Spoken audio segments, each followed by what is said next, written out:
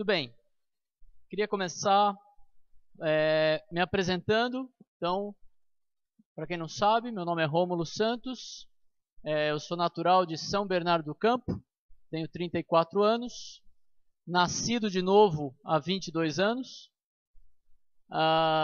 sou casado com a Natália, minha linda esposa, e tenho 3 lindas filhas que puxaram a mãe, a Rebeca, a Sofia e a Flora.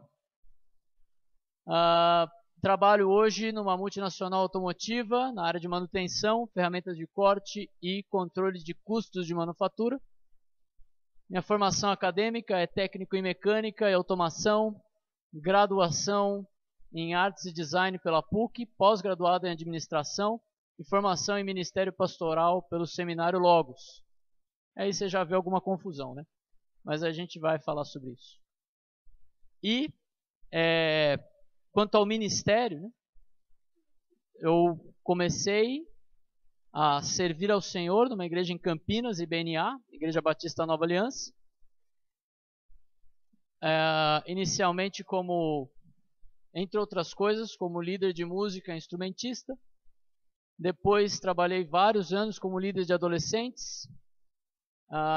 Cheguei a ser diácono e atualmente eu faço parte da equipe pastoral, servindo em período parcial no projeto de cooperação com essa igreja, a Igreja Batista Vitória, em Indaiatuba. Estou mostrando isso para vocês verem, assim, quem está falando para vocês, né? Para vocês verem que isso aqui, na verdade, não importa nada, certo? Toda essa formação, todas essas coisas aí, não me dão autoridade nenhuma para falar do assunto que eu vou falar hoje à noite. Eles vão falar assim, então o que você está fazendo aí na frente? Porque na verdade eu estou aqui sobre outra autoridade, que é a autoridade da palavra de Deus. Ela sim é a autoridade para falar do assunto que a gente vai falar hoje. Ok? Então, pensando nesse risco de morte, você foi chamado aqui para ouvir que talvez você vá morrer por causa da religião. Eu ia começar dizendo, né, que a maioria das religiões no mundo, para não dizer todas, normalmente está ligado a algum conceito de salvação, evolução, seja qual for a palavra que aquela religião utiliza, bem como a ideia de que há uma divindade ou divindades, ou um poder supremo, uma força Jedi, alguma coisa assim, que está irado com a humanidade e que tem uma ira ali que precisa ser aplacada de alguma forma. Né? De algum jeito, esse negócio ou esses seres aí, eles precisam ter a sua ira aplacada, porque senão eles vão destruir a humanidade. Agora, de onde tiraram esse pensamento? Né? Numa humanidade que normalmente tem uma ideia do homem como sendo internamente bom, alguma coisa do tipo. De onde tiraram a ideia de que existe alguma divindade ou divindades ou energia, força, seja lá o que for, que está irada com a gente e que a gente precisa aplacar essa ira?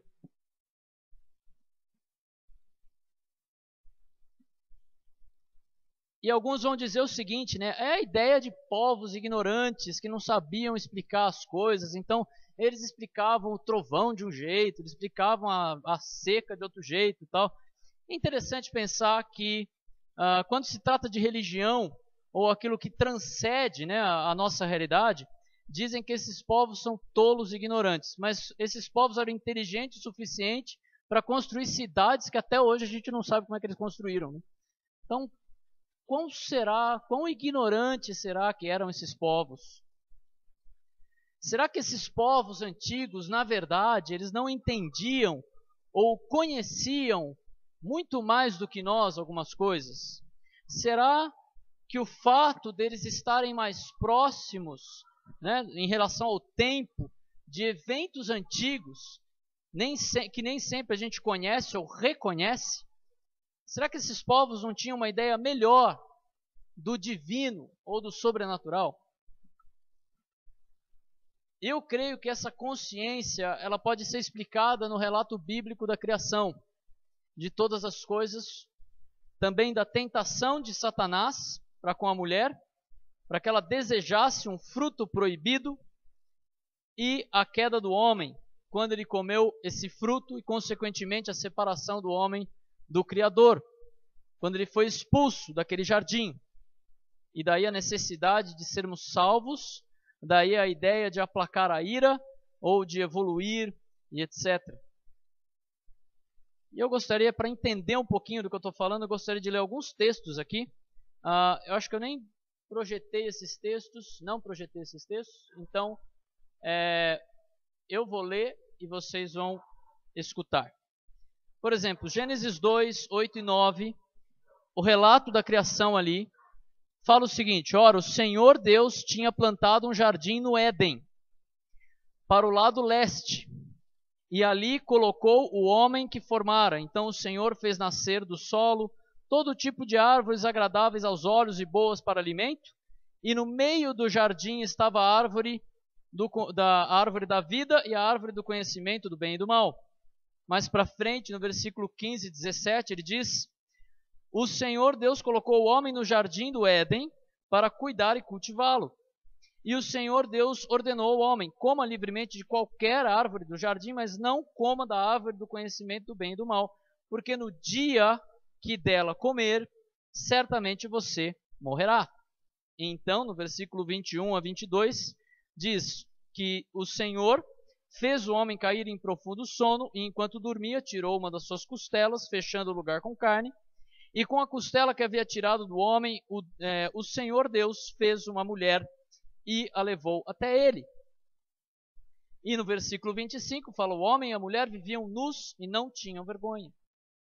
E depois vem o relato da queda em Gênesis 3, quando ele fala o seguinte: ora, a serpente, que era mais astuta do que todos os animais selvagens que o Senhor tinha feito, e ela perguntou à mulher: foi isso mesmo que Deus disse, não coma de nenhum fruto da árvore do jardim? E respondeu a mulher à serpente: podemos comer do fruto da árvore do jardim? Mas Deus disse: não comam do fruto da árvore que está no meio do jardim, nem toquem nele, ao contrário, vocês morrerão. Disse a serpente: certamente não morrerão. Deus sabe que no dia que dela comerem, seus olhos se abrirão e vocês, como Deus, serão conhecedores do bem e do mal. E quando a mulher viu que a árvore era agradável ao paladar, era atraente aos olhos, e além disso, desejável para obter discernimento, tomou o fruto, comeu e deu ao seu marido, que comeu também.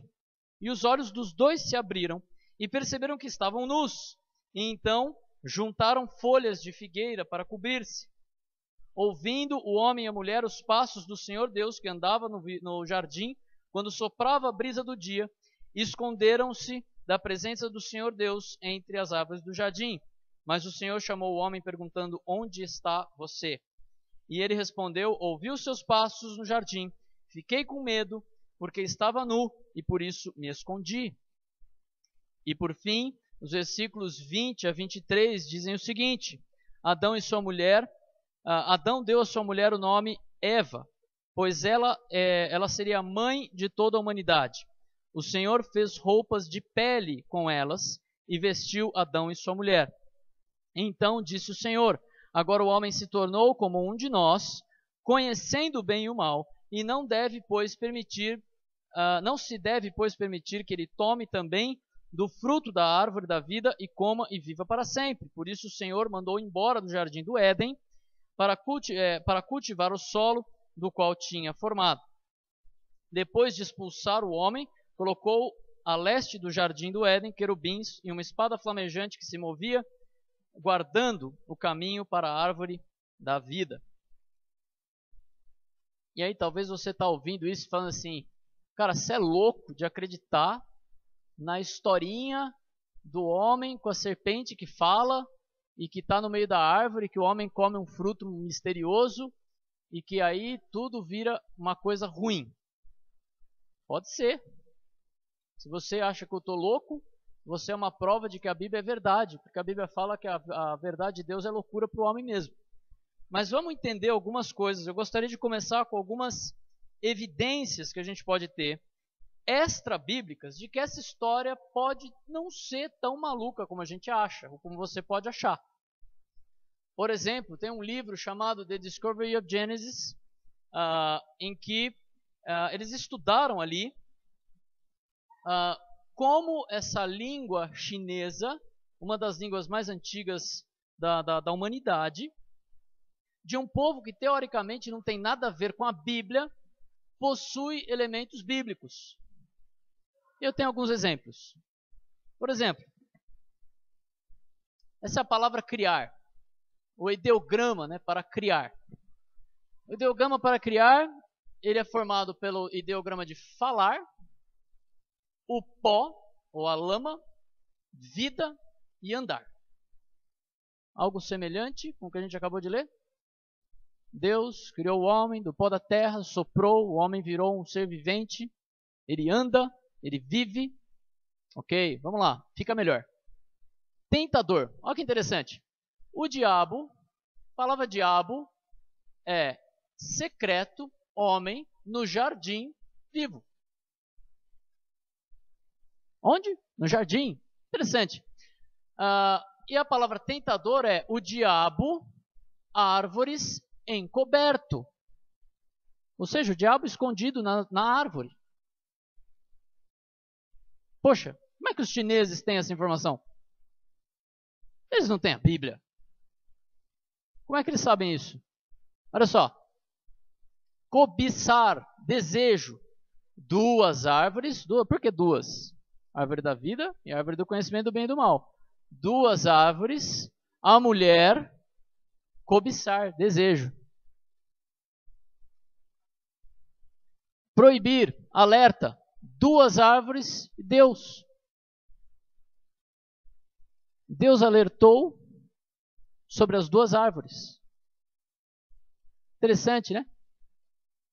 Jardim, pó, sopro, duas pessoas num recinto. Por que raio que o chinês escreve jardim desse jeito? Esse é o melhor. Barco. Embarcação, 8 pessoas. É a ideia do barco, o ideograma para o barco. É uma embarcação com 8 pessoas. Que embarcação com 8 pessoas? Quantas pessoas tinham na arca de Noé? Noé, sua esposa, seus 3 filhos e as esposas dos 3 filhos. Faz a conta, dá 8. E olha que eu sou ruim de conta. Por isso que eu não fiz engenharia. Por isso que eu parti do técnico de mecânica e fui fazer design. Mas essa conta eu consigo fazer. Além disso, tem esse programa Evidências de um camarada chamado Rodrigo Silva. Ele é um arqueólogo, estudioso. E ele conta, num dos episódios dessa série que ele tem ali, que você pode assistir no YouTube, ele conta dos sumerianos, que é a civilização mais antiga humana de que se tem relato, na região da Mesopotâmia, a leste da região ali onde o relato bíblico foi escrito. E ele fala que Deus colocou o Jardim do Éden no leste, né? E interessante que os sumerianos, na cidade de Eridu, que é uma cidade que começou a ser escavada há muito tempo, sumerianos, eles escreveram sobre um antigo monarca, Adapa, ou Adamu. Soa familiar? E esse Adamu, ele vivia num lugar chamado Edim, ou Edenu, um jardim no qual os deuses estavam. E ele foi criado como um boneco de barro e recebeu o sopro dos deuses. E, além disso, eles escreveram sobre o dilúvio. E há referências de construção de várias torres, assim como a Torre de Babel. Além de escreverem de um Deus chamado a Senhora da Árvore Agradável, que era desenhada como uma serpente com patas e asas ou um dragão. Além disso, sumerianos, nessa pedra que eles tinham vários registros, eles têm inscrições que demonstram uma lista de reis pré-diluvianos. Sim, eles reconhecem o dilúvio. E eles têm uma lista de reis pré-diluvianos que, inclusive, tinham uma expectativa de vida enorme, muito maior do que a atual. Assim como a Bíblia também indica. Além disso, esse documentário você podia assistir no Netflix há um tempo atrás, agora eu não sei onde você pode assistir, mas eu tive a alegria de assistir esse documentário Pattern of Evidence, Evidências do Êxodo, de Timothy Mahoney. Esse camarada, ele queria construir a sua fé, certo? Ele queria ter a sua convicção da fé dos pais dele, os pais cristãos, e aquele caras com crise sobre o cristianismo, ele vai atrás de uma prova de que o êxodo havia acontecido. Então ele foi lá para o Egito, certo? Porque ele queria ver uma evidência de que houve um povo de Israel ali, um povo cananeu, vivendo no Egito. E o que ele encontrou foram evidências de duas cidades israelitas, ou duas cidades cananeias, no Egito. E cidades grandes, era um povo enorme. E ele demonstrou, inclusive, evidências que suportam a narrativa bíblica de José. Essa projeção aqui, talvez você não esteja vendo muito bem, acho que ficou meio pequeno, mas essa aqui seria uma casa. No meio daquela cidade de pessoas da Cananeia, havia uma casa que depois de um tempo, por cima daquela casa foi construída uma casa no estilo egípcio. E não era uma casa qualquer, era uma casa grande, era uma casa de alguém importante. E isso é o camarada conversando com o arqueólogo ali, né? O arqueólogo fala assim, não, tinha que ser alguém importante, alguém assim, pouco abaixo do faraó, certo? E nessa casa tinham 12 túmulos. 12 tribos de Israel, 12 filhos de Jacó, 12 túmulos. E um dos túmulos é piramidal. Tá vendo aqui? Isso é uma projeção do que eles escavaram, né? É um túmulo piramidal. Eles falam assim, não era comum um não egípcio ser colocado num túmulo piramidal. E o túmulo piramidal, normalmente, ele era colocado para alguém que era assim, faraó, governador. Parece familiar? E dentro desse túmulo tem uma estátua, aqui é uma projeção também de como seria a estátua, que tem vestígios de uma roupa colorida. Só que tem uma coisa sobre esse túmulo. Não tem ossos. Não tem ossos dentro desse túmulo. Não tem ninguém lá. Porque a Bíblia registra que José pediu para levarem os ossos dele embora quando o povo do Egito saísse do Egito. E aí esse cara do documentário fala para o arqueólogo assim, a gente pode afirmar que a gente está diante de uma evidência da história de José? E o arqueólogo fala assim, pode ser uma coincidência. Mas eles acham 5 pedacinhos de osso, formam uma ossada do elo perdido, certo? Mas tudo bem. O que isso tudo tem a ver com religião? E muito mais, o que isso tudo tem a ver com a religião matar você? Meu objetivo com essas evidências é demonstrar que a Bíblia não é um livrinho de história. A Bíblia é um relato confiável. Aliás, o maior problema da Bíblia é se ela é verdade. Porque se ela for verdade, a religião pode matar você. Agora, se ela não é verdade, amados, é melhor morrer do que viver. Porque se a Bíblia não é verdade, então a gente não tem esperança para esse mundo.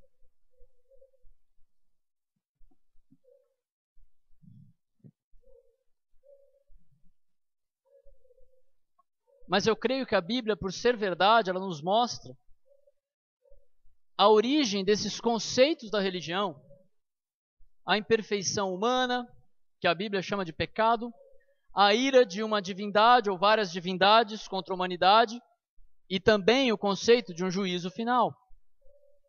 E nesse sentido, a religião possui um conceito que seria de religação, ou seja, a religião seria algo que nos religa com essa divindade ou divindades, seja Deus, deuses, espíritos ou o seu eu interior. E nesse sentido, há basicamente dois tipos de religião. O primeiro tipo de religião seria a religião de compensação. Na religião de compensação, a prática de vários preceitos morais ou rituais com a pretensão de reduzir a nossa culpa, ou aplacar a ira, ou ganhar o favor de uma divindade, ou uma energia, ser supremo, panteão de Deus, etc. Os muçulmanos, eles têm uma série de regras a serem seguidas. Eles chamam de redenção pela disciplina. E eles creem que a salvação está em cumprir os ensinos do Alcorão. Os judeus, do ponto de vista deles, precisam cumprir a lei de Deus, a Torá, para serem redimidos, para serem salvos. Os católicos romanos precisam cumprir os sacramentos para tentar ser salvos. Alguns entendem que são salvos dependendo da frequência que eles vão à igreja. Eu faço uma série de coisas ruins, e na Páscoa eu vou na igreja e eu pago tudo, né? Pago por atacado. Negocio minha dívida. Esse conceito de religião, ele é o mais básico, né? Existe uma consciência de culpa e a pessoa quer lidar com essa culpa fazendo algo que compense, aliás, aquilo de ruim que ela fez. Ou seja, as suas boas obras compensam suas más obras. Se você não cumprir as obras, você não é salvo. Mas como eu disse, o pior problema da Bíblia é se ela é verdade. Que é o que ela fala? Vocês são salvos pela graça, por meio da fé. Isso não vem de vocês, é dádiva de Deus. Não é uma recompensa pela prática de boas obras, para que ninguém venha se orgulhar. Miô. Se você confia em qualquer tipo de sistema em que aquilo que você faz vai compensar aquilo de errado que você faz, não vai funcionar. Porque a Bíblia condena. E esse tipo de religião vai matar você. Mas tem um outro tipo, que é a religião da reencarnação. E nesse conceito você tem infinitas chances de tentar viver uma vida melhor possível. Evoluindo ao longo da vida, você volta num nível superior. Regredindo durante a vida, você volta num nível, você reencarna num nível inferior. Por exemplo, hinduísmo, budismo, espiritismo, cientologia, kardecismo, etc. Vamos combinar, eu queria que isso fosse verdade. Porque é muito fácil, né? Assim, ó, eu fui mais ou menos, o pior que vai acontecer comigo, o inferno é aqui, eu volto para cá, vivo de novo. Eu tenho quantas chances eu quiser, né? É aquele jogo de videogame com aquele códigozinho para destravar as vidas eternas, certo? É bom se fosse verdade. Mas, se a Bíblia é verdade, a gente tem um problema. Porque a Bíblia fala o seguinte: e assim como cada pessoa está destinada a morrer uma só vez e depois disso vem o julgamento. Então, se você confia em qualquer tipo de religiosidade, em que você vai voltar quantas vezes quiser aqui, você também tem um problema e a religião vai matar você. Nesses dois conceitos, a capacidade humana é exaltada, ou seja, o homem tem em si mesmo aquilo que ele precisa para crescer, evoluir, se disciplinar, cumprir e etc. O homem é capaz de fazer o que ele precisa para se tornar puro, evoluído, aceito e bom. Qual desses dois tipos de religião mata? Os dois. Por isso que hoje eu quero analisar esses conceitos bíblicos, demonstrando três verdades. Três verdades que comprovam que somente a pessoa de Jesus Cristo, pode nos religar eternamente com Deus. E a primeira verdade que a gente vai ver é que o homem de fato deve sentir culpa e pavor diante de Deus. Nisso a religião está certa. Ok? O pecado ele pode ser algo que nós praticamos contra Deus, contra a sua lei moral. Certo? Veja que... Desculpa, voltando. Primeira coisa, né? Olha o que a Bíblia fala. Adorem o Senhor com temor. Exultem com tremor. Muitos têm uma visão de Deus como se fosse um velhinho que não pode fazer muita coisa. Aquele vovô, sabe? O vô que deixa o neto fazer tudo porque ele já está debilitado. É assim mesmo. Deixa ele fazer. Não tem problema. Depois eu arrumo. Né? O Papai Noel da Coca-Cola tá lá, coitado, é incapaz de matar uma mosca. Não é bem assim que a Bíblia mostra a realidade de Deus. A primeira realidade que a gente tem que entender é a realidade do pecado contra Deus. O pecado, agora sim, pode ser algo que nós praticamos contra a vontade de Deus. A Bíblia diz, pois todos pecaram e estão destituídos da glória de Deus. Ou seja, a gente tem uma falta da glória de Deus. Além disso, Gálatas 5 diz, e você não tem aí projetado, ora, as obras da carne são manifestas, imoralidade sexual, impureza e libertinagem, idolatria e feitiçaria, ódio, discórdia, ciúmes, ira, egoísmo, dissensões, facções, inveja, embriaguez, orgias e coisas semelhantes. Eu os advirto, como antes já os adverti, aqueles que praticam essas coisas não herdarão o reino de Deus. Se você se encontrou em alguma coisa dessa lista ou mais, se você é como eu, você encontrou mais do que você pratica ou praticava. Então você tem um problema com Deus. Mas se você não está nessa lista, talvez você esteja nessa outra. Os covardes, os incrédulos, os depravados, os assassinos, os que cometem imoralidade sexual, os que praticam feitiçaria, os idólatras e todos os mentirosos. Ou seja, é interessante, né? Parece que ele coloca uma coisa menor no final, né? Tipo assim, ó, se você não foi pego em nenhuma, mentiroso, certamente algum dia você mentiu para tua mãe, pelo menos. O lugar dele será o lago de fogo que arde com enxofre. Essa é a segunda morte. Também o pecado pode ser algo que nós deixamos de praticar e que é a vontade de Deus. Tiago 4,17, portanto pensem nisso. Quem sabe que deve fazer o bem e não o faz, nisso comete pecado.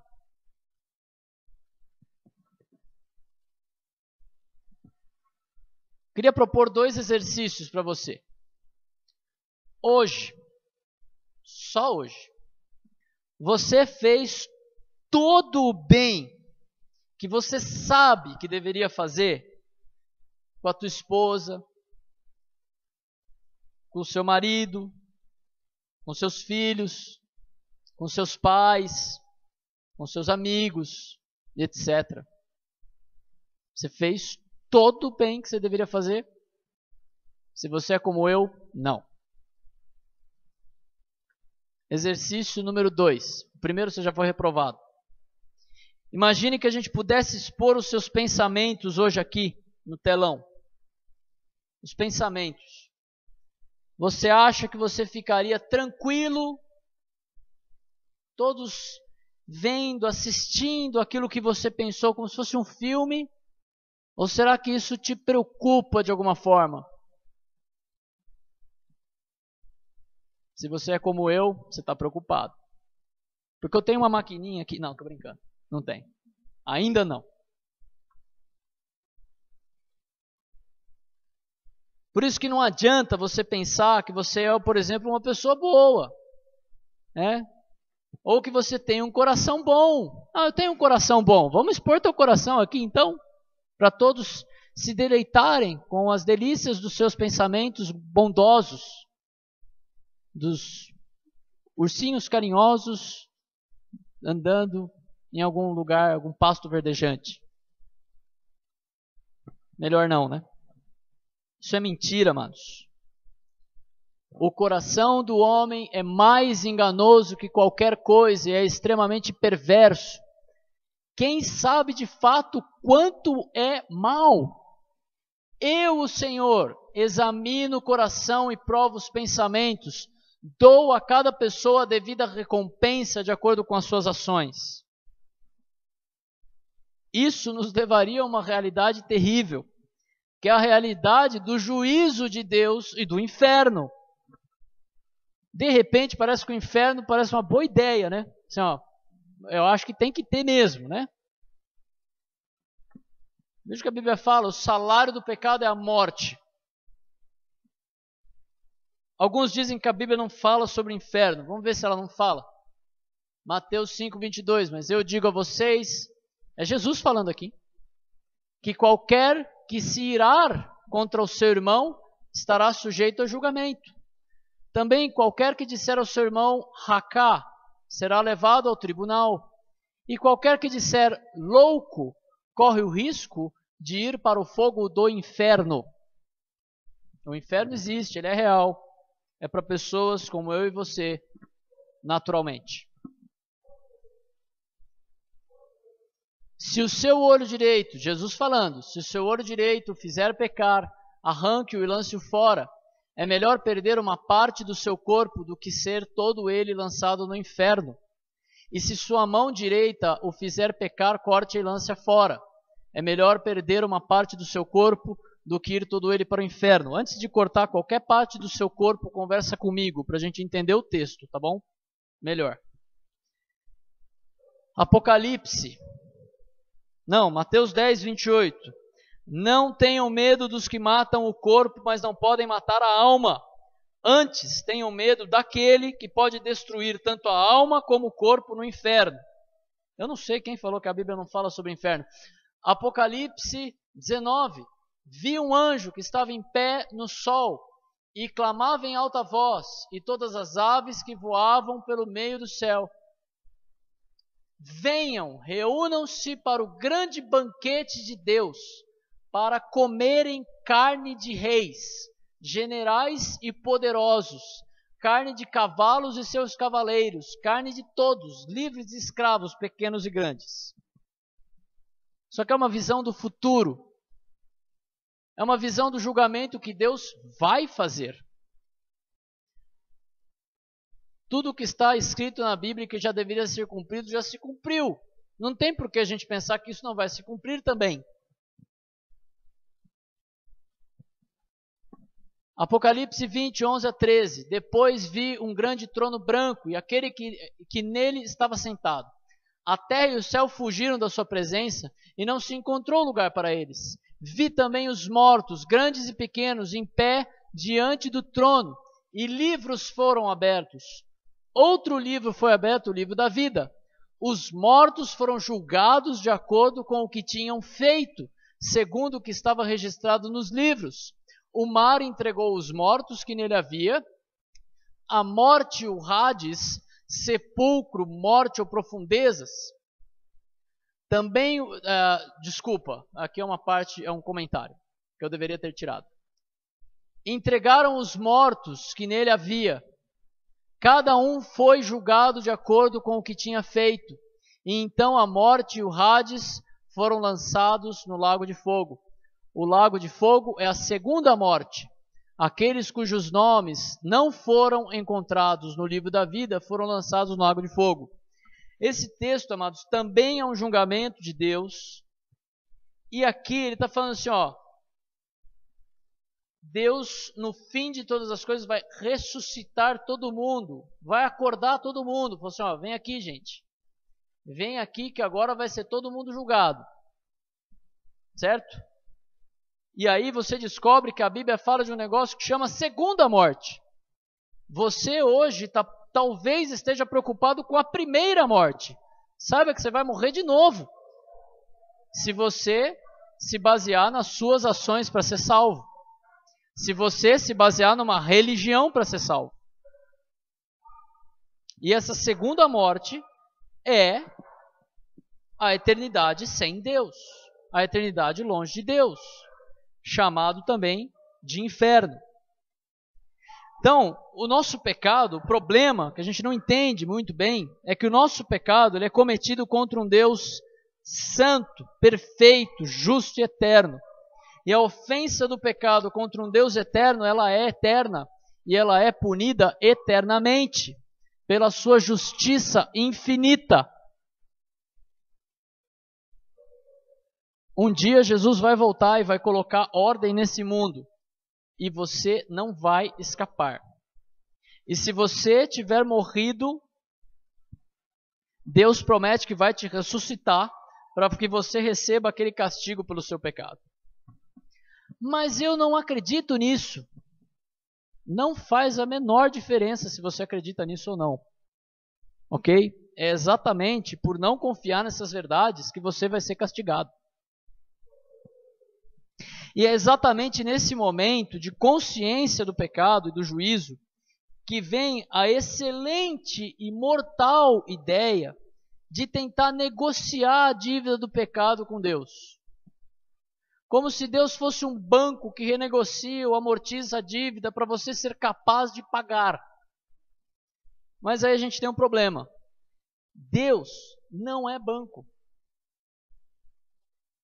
Ele vai cobrar a sua dívida de pecado em cada centavo. E se você quiser pagar a dívida, você vai pagar nesse lugar chamado inferno. Entende? Será então que você pode fazer alguma coisa para compensar as coisas ruins que você faz todos os dias? E daí vem a segunda verdade, que demonstra que somente a pessoa de Jesus Cristo pode nos religar a Deus eternamente. E a segunda verdade é que toda tentativa do homem de compensar o seu pecado pela religião é inútil diante de Deus. Se a Bíblia ela é verdadeira e confiável, a gente já viu isso no começo, e se ela é verdade, se é verdade que Deus deve ser temido pela dívida de pecado que a gente tem contra Ele, então isso traz a chamada desse evento. A religião pode matar você. E ela de fato vai matar se você tentar se religar com Deus através das coisas que você faz. Acreditar na existência de Deus não é o suficiente para salvar. De fato, esse texto fala: crês tu que Deus é um só, fazes bem, até os demônios creem e tremem. Isso não o torna melhor que um demônio.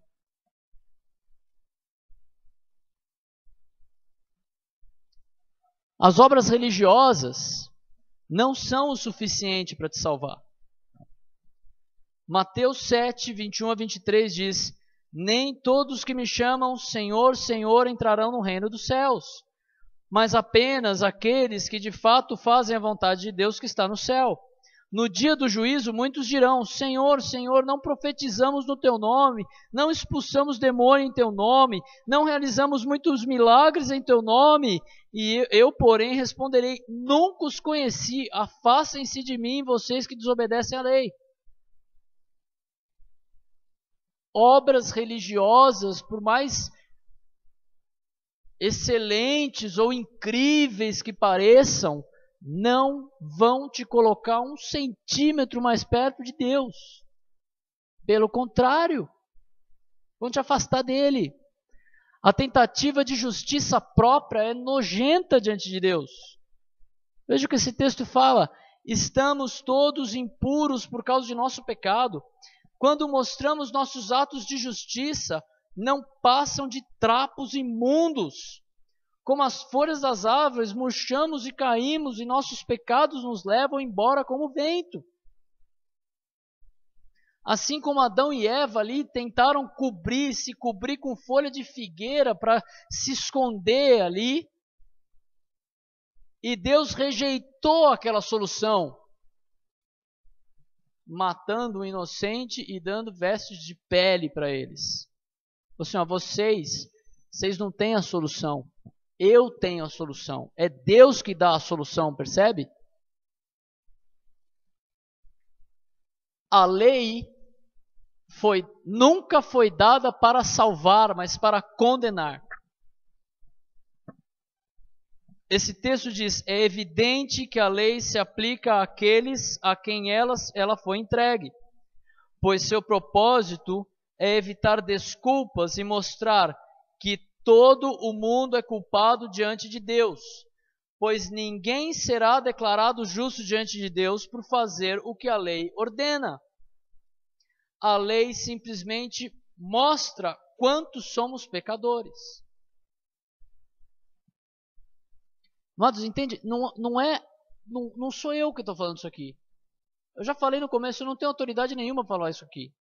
Está na Bíblia, está na palavra de Deus, que a gente confia e que você deve confiar também. Então, se a religião vai matar você e te afastar de Deus, como é que a gente pode resolver o problema do pecado e do juízo divino sobre nós? E isso nos traz a terceira verdade, que mostra que somente a pessoa de Jesus Cristo pode nos religar a Deus eternamente. E essa terceira verdade é que Deus quer que você abandone a religião e siga Jesus. Por que abandonar a religião? Veja um exemplo de um homem bem religioso e que abandonou a religião. Apóstolo Paulo.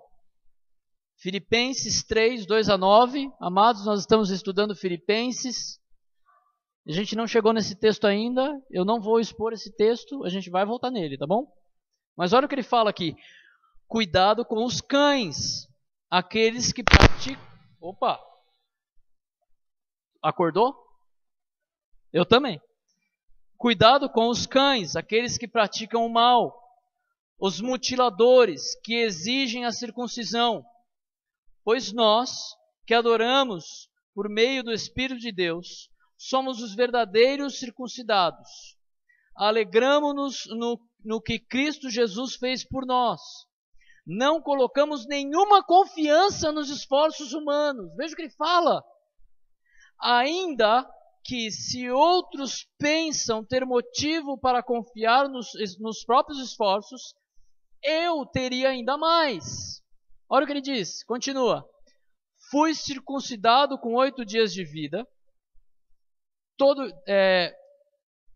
Sou israelita de nascimento, da tribo de Benjamim, verdadeiro hebreu.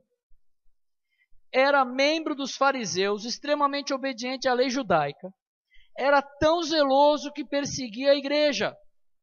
E quanto à justiça, cumpria a lei com todo rigor. Pensava que essas coisas eram valiosas, mas agora as considero insignificantes por causa de Cristo. Sim, todas as outras coisas são insignificantes comparadas ao ganho inestimável de conhecer a Cristo Jesus, meu Senhor. Por causa dele, eu deixei de lado todas as coisas e as considero menos que lixo, a fim de poder ganhar a Cristo e nele ser encontrado. Não conto mais com minha própria justiça que vem da obediência da lei, mas sim com a justiça que vem pela fé em Cristo, pois é com base na fé que Deus nos declara justos. Incrível, né? Esse homem tinha tudo para confiar na religiosidade dele para ser salvo. E chegou um ponto da vida de Paulo que ele falou assim, ó, tudo isso aqui, essa versão ela é bonita, assim, considero menos que lixo. Ele está falando assim, ó, considero estrume. Considero, no melhor não falar. Aquilo mesmo. Por quê? Porque ele entendeu que aquilo não ia ajudar em nada a chegar até Deus, a ter a ressurreição, que ele fala aqui. Ganhar a Cristo. Ele vai falar da ressurreição mais para frente, aliás. Esse texto é uma demonstração de como toda a tentativa religiosa de Paulo não foi suficiente para salvá-lo, mesmo sendo extremamente zeloso. A salvação de Paulo só aconteceu quando ele considerou tudo aquilo como inútil e passou a considerar que a justiça que vem pela fé em Jesus, ou seja, pela confiança em Jesus. Em outras palavras, aquela rigorosidade, aquela religiosidade estava matando Paulo, estava condenando Paulo, porque a gente viu, a lei não salva ninguém, a lei condena. Mas ele foi salvo quando ele colocou a confiança em Jesus. Não meramente acreditar em Jesus. A gente já vai acreditar em Jesus não te faz melhor que um demônio. Os demônios acreditam em Jesus. Ou se acreditam. Mais que a gente. Acreditam em Deus, Jesus, Espírito Santo. Acreditam em tudo isso. Eles certamente veem essa realidade mais do que a gente. Só que eles não são salvos. Porque eles não confiam. Eles não confiam a ponto de dedicar a própria vida a Cristo. Agora, a pergunta que pode surgir disso é: por que Jesus? Bom, primeiro porque Deus ele exige um sacrifício de um inocente. No Antigo Testamento, o povo de Israel ele foi instruído pelo próprio Deus para sacrificar um cordeiro como um meio de pagamento do pecado do povo. Esse sacrifício ele tinha a validade de 1 ano. Quando um novo sacrifício precisava ser feito, além de um monte de outros sacrifícios específicos e diários, etc. Um monte de coisa que tinha que acontecer lá para o povo se manter em ordem com Deus. O resultado do pecado era bem visível para aquele povo. Camarada passa no centro da cidade, carregando o cordeirinho nas costas. Né, né. Todo mundo olhando. Pecou. Está indo lá se acertar. Era muito visível para aquele povo. No Novo Testamento, na Nova Aliança, Jesus é o Cordeiro. Como João Batista afirmou quando viu Jesus, falou assim: esse é o Cordeiro de Deus que tira o pecado do mundo. E por ser um sacrifício humano, ele tem validade ilimitada. Veja só esse texto. Quando tudo estava preparado, os sacerdotes entravam regularmente no lugar santo para cumprir os seus deveres sagrados. Ele está descrevendo o Antigo Testamento. Mas apenas o sumo sacerdote, e só uma vez por ano, entrava no lugar santíssimo. Ele sempre apresentava o sangue do sacrifício pelos próprios pecados e pelos pecados do povo que havia cometido por ignorância. Com essas regras, o Espírito Santo mostra que o caminho para o lugar santíssimo não havia sido aberto enquanto o primeiro tabernáculo continuava em uso, aquele primeiro lugar que eles faziam isso aí. Essa é uma ilustração que aponta para o tempo presente, pois as ofertas e os sacrifícios que os sacerdotes apresentavam não podem criar no adorador uma consciência totalmente limpa. Tratava-se apenas de alimentos e bebidas e várias cerimônias de purificação. Eram regras externas, válidas apenas até se estabelecer um sistema melhor. Cristo se tornou o sumo sacerdote de todos os benefícios agora presentes. Ele entrou naquele tabernáculo maior e mais perfeito no céu. Que não foi feito por mãos humanas, nem faz parte desse mundo criado. Com o seu próprio sangue, e não com o sangue de bodes e bezerros, entrou no lugar santíssimo de uma vez por todas e garantiu a redenção eterna. Amém. O sacrifício de Jesus foi de uma vez por todas. O sacrifício de um inocente.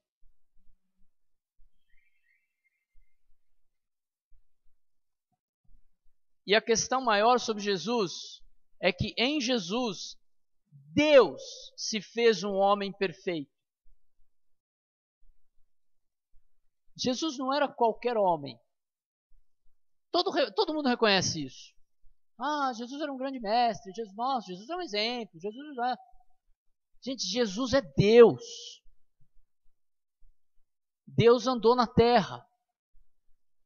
Há alguém que diz que o mais incrível não é o homem ter andado na lua, é Deus ter andado na terra. Olha só, no princípio aquele que é a palavra já existia. A palavra estava com Deus e a palavra era Deus. Versículo 14, assim a palavra se tornou ser humano, carne e osso, habitou entre nós. Ele era cheio de graça e verdade, e vimos a sua glória, a glória do Filho único do Pai. Esse é Jesus. Ele era Deus, ele estava com Deus, ele é Deus, e ele se fez carne. João 8, 56, mesmo livro, um pouquinho mais para frente. Interessante, né? Jesus começa falando, seu pai Abraão exultou com a expectativa da minha vinda. Ele a viu e se alegrou. Jesus falou isso. Depois os líderes judeus disseram, você não tem nem 50 anos. Como pode dizer que viu Abraão? Jesus respondeu, eu lhes digo a verdade. Antes mesmo de Abraão nascer, eu sou. Eu existo. Inclusive o mesmo termo usado por próprio Deus no Antigo Testamento para se apresentar para Moisés. E aqueles homens entenderam muito bem o que Jesus estava falando. Sabe por quê? Apanharam pedras para tirarem Jesus, mas ele se ocultou deles e saiu do templo. Quiseram matar Jesus, blasfemou, falou que é Deus, vamos matar esse cara. Mesmo livro, mais para frente, João 14.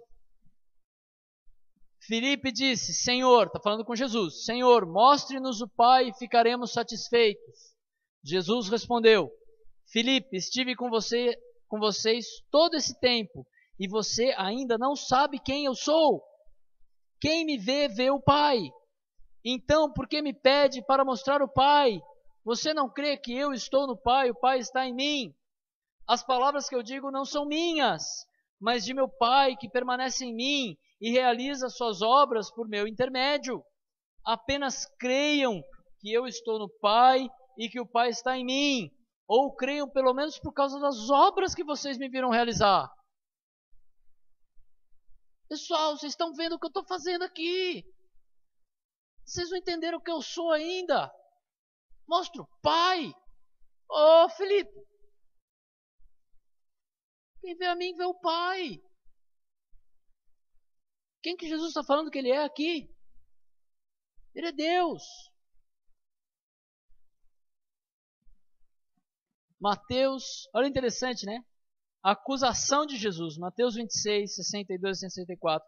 Então o sumo sacerdote se levantou e disse a Jesus, você vai responder a essas acusações? O que tem a dizer em sua defesa? Jesus, porém, permaneceu calado. O sumo sacerdote lhe disse, exijo em nome do Deus vivo, que nos diga se é o Cristo, o Filho de Deus. Jesus respondeu, é como você diz. Eu lhes digo que no futuro verão o Filho do Homem sentado à direita do Deus Todo-Poderoso e vindo sobre as nuvens do céu. Jesus morreu porque ele é Deus. Jesus morreu porque ele confessou. Aqueles homens condenaram ele porque ele confessou que ele é Deus. Nós sabemos que ele morreu porque ele se entregou, certo? Mas na cabeça deles, assim, olha, está aqui, confessou, réu confesso.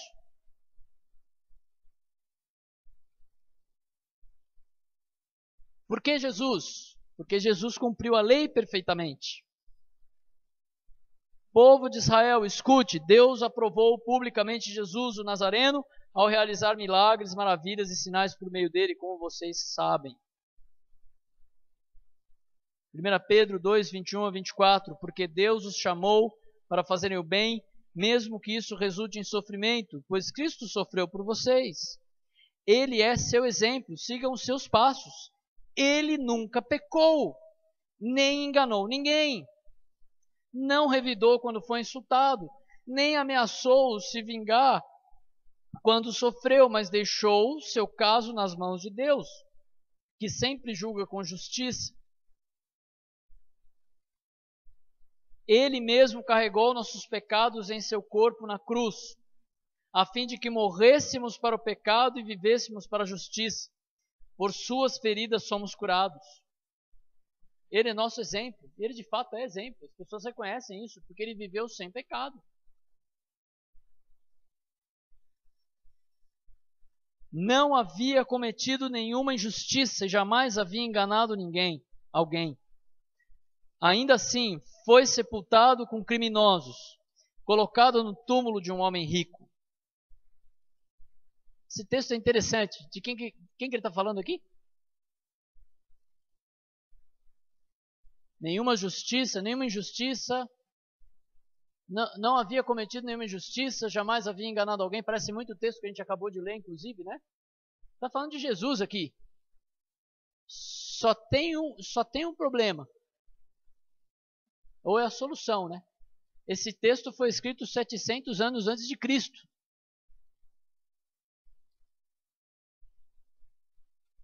Poxa, Jesus cumpriu as profecias do Antigo Testamento, amém? E vai cumprir o resto. Além disso, Jesus morreu sofrendo sob a ira de Deus. Novamente, mesmo texto, mesma idade, do mesmo período. Foi desprezado e rejeitado, homem de dores, que conhece o sofrimento mais profundo. Demos as costas para ele e desviamos o olhar. Ele foi desprezado e não nos importamos. Apesar disso, foram as nossas enfermidades que ele tomou sobre si e foram as nossas doenças que pesaram sobre ele. Pensamos que seu sofrimento era castigo de Deus, castigo por sua culpa, mas ele foi ferido por causa da nossa rebeldia e esmagado por causa dos nossos pecados. Sofreu o castigo para que fôssemos restaurados, religados, e recebeu açoites para que fôssemos curados. Todos nós nos desviamos como ovelhas e deixamos os caminhos de Deus para seguir os nossos caminhos. E, no entanto, o Senhor fez cair sobre ele os pecados de todos nós. Ele foi oprimido e humilhado, mas não disse uma só palavra. Foi levado como cordeiro para o matadouro, como ovelha muda diante dos tosqueadores, não abriu a boca.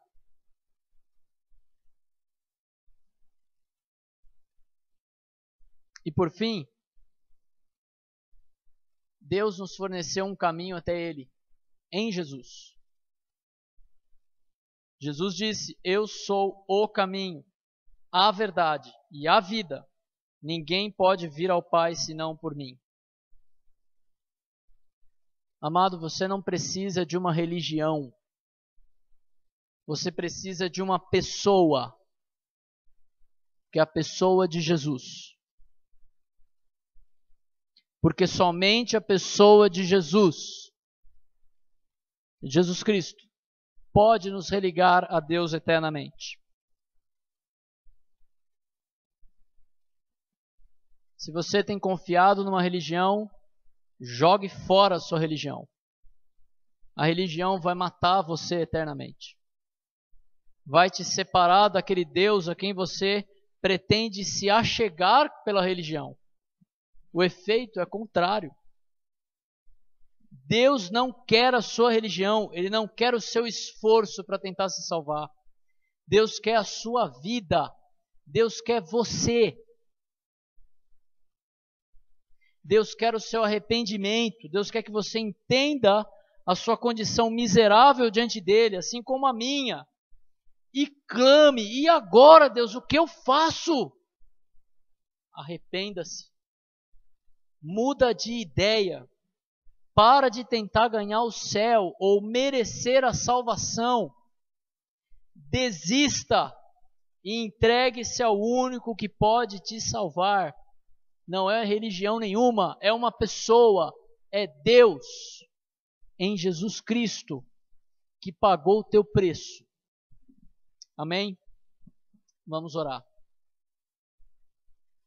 Senhor, se há alguém aqui ainda que não te conhece, que não tem confiado no Senhor, que tem confiado em algum tipo de religiosidade para chegar até o Senhor, eu oro e clamo, Deus, para que o Senhor haja com o teu Espírito, para que essa pessoa entenda que somente o sacrifício de Cristo e somente a fé no Senhor é suficiente para salvar.